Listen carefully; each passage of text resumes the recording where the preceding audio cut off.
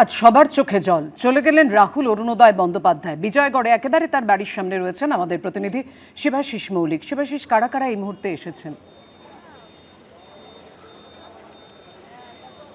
পাপড়া, দেখো, শুরুতেই তোমায় বলে দিই যে আমি যে বাড়ির সামনে দাঁড়িয়ে রয়েছি এই বাড়িটিতেই কিন্তু বাস করতেন রাহুল অরুণোদয় বন্দ্যোপাধ্যায়। এবং রাহুল অরুণোদয় বন্দ্যোপাধ্যায় তার যে বহুমাত্রিক জীবন, একদিকে একাধারে তিনি অভিনেতা, অন্যদিকে তিনি সাহিত্য চর্চা, তার সর্বজন বিদিত তার একটা রাজনৈতিক জীবন ছিল। এছাড়াও যে অংশে আমি আজকে তুলে ধরতে চাইব, এলাকার মানুষের মধ্যে প্রবলভাবে জনপ্রিয় ছিল রাহুল অরুণোদয় বন্দ্যোপাধ্যায়, কারণ তিনি পাড়ার মাঠে ক্রিকেট খেলেছেন ঠিক কয়েকদিন আগে, পাড়ার টুর্নামেন্টে পর্যন্ত।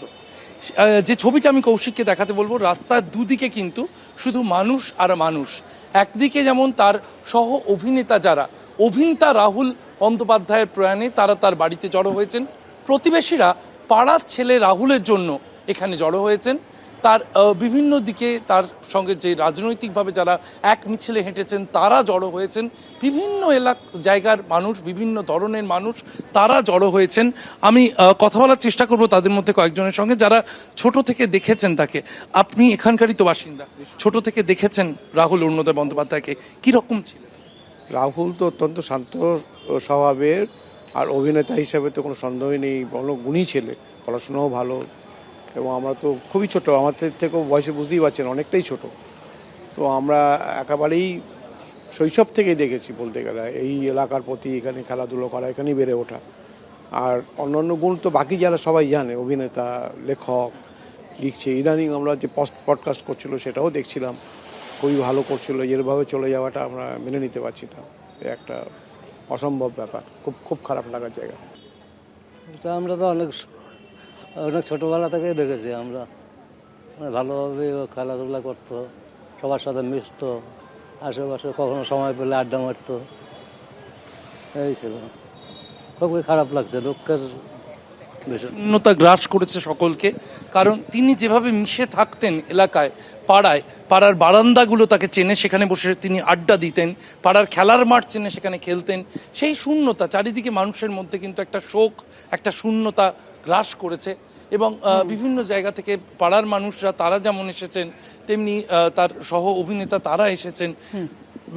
রাহুল অরুণোদয় বন্দ্যোপাধ্যায় এই বাড়িতেই থাকতেন, আপনারা একদমই একদমই। তুমি আমাদের সঙ্গে থাকো শিবাশিস, আবার আসছি তোমার কাছে, কিন্তু তার আগে মমতা বন্দ্যোপাধ্যায় সোশ্যাল মিডিয়ায় পোস্ট করেছেন, বিশিষ্ট তরুণ জনপ্রিয় অভিনেতা রাহুল অরুণোদয় বন্দ্যোপাধ্যায় হঠাৎ করে আমাদের মধ্যে নেই। পোস্ট মমতা বন্দ্যোপাধ্যায়ের। এই খবর পেয়ে আমি হতচকিত, মর্মাহত ও শোকাহত। পোস্ট করেছেন মুখ্যমন্ত্রী। কি করে যে কি হয়ে গেল আমি কিছুই বুঝে উঠতে পারছি না। সে আমার খুব পছন্দের অভিনেতা ও মানুষ ছিল। সোশ্যাল মিডিয়ায় পোস্ট মমতা বন্দ্যোপাধ্যায়।